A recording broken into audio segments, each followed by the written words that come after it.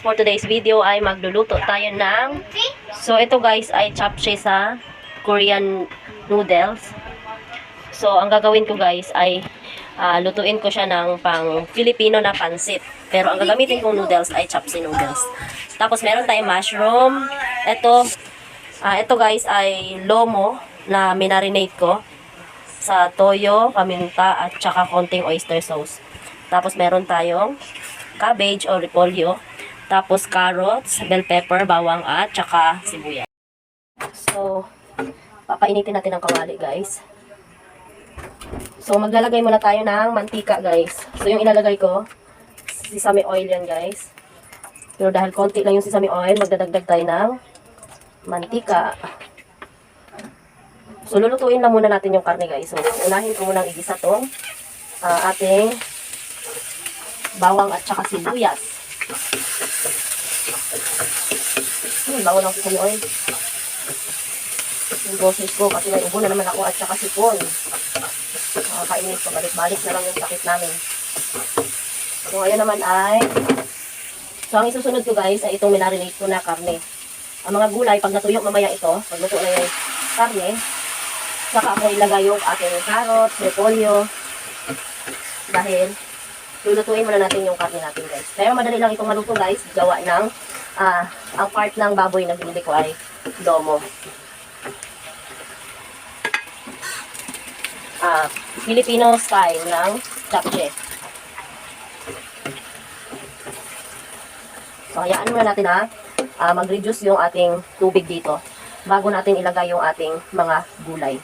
Tapos, panghuli guys, yung ating noodles na. So, napakadaling lutuin lang guys. So, hindi na kami magsasaing ng kanin kasi mabigat na sa tiyan yung ating noodles. Okay. Okay, patuyo na ang ating ginisang lomo guys na minarinate ko kanina. So, ngayon naman ay ilalagay ko na ang ating dried mushroom ito guys. Dagdag aroma lang din sa ating japchae guys na Filipino version. So, gisa-gisa lang. Pag sama-samahin ko na sila guys. Yan. Tapos, isusunod ko ang ating carrots at saka ang ating bell pepper. So, gisa-gisa lang din. Naalala ko dati, spinach yung hinahalo namin sa japchae natin. Kasi lang, wala akong mabilhan ng spinach dito ngayon. So, repolyo ang ilalagay natin kasi Filipino version niya yung ating japchae guys.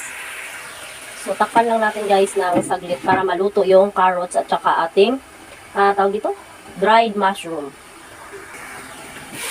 So, next guys, na ilalagay ko ang ating repolyo.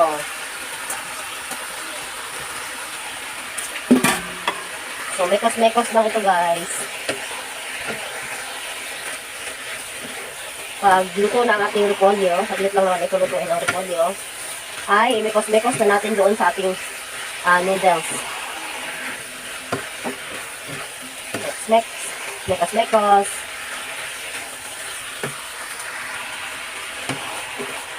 Pwede na to guys. Luto na ang ating sangkap or sahog.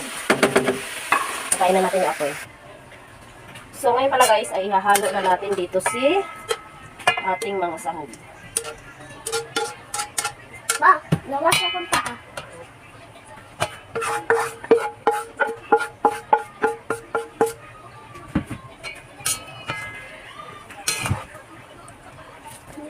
Mahirap haluin. So, dahil mahirap haluin guys, gamitan natin ng, uy, ang init, promise, gloves.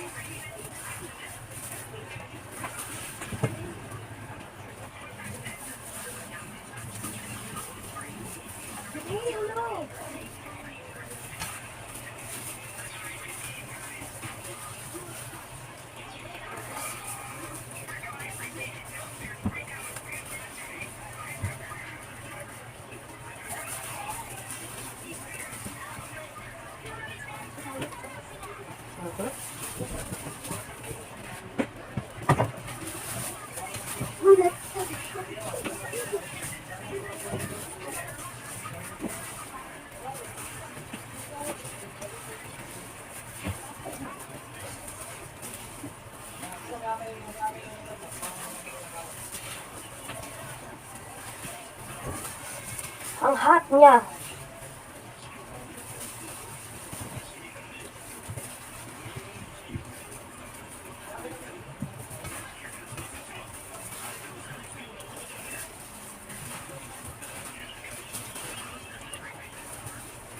So, tikman natin yung noodles, guys. Kasi kung matabang, magdadagdag na lang tayo ng seasoning.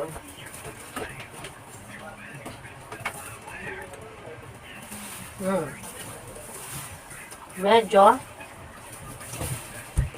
matabang ng konti.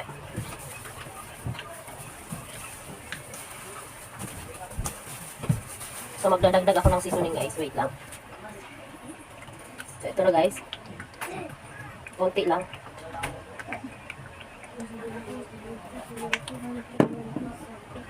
And then, mix natin ulit, guys. Mekos-mekos.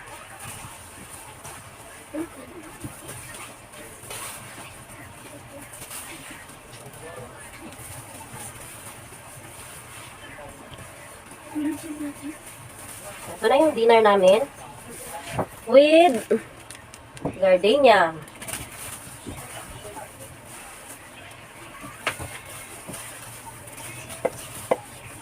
Ayan, guys.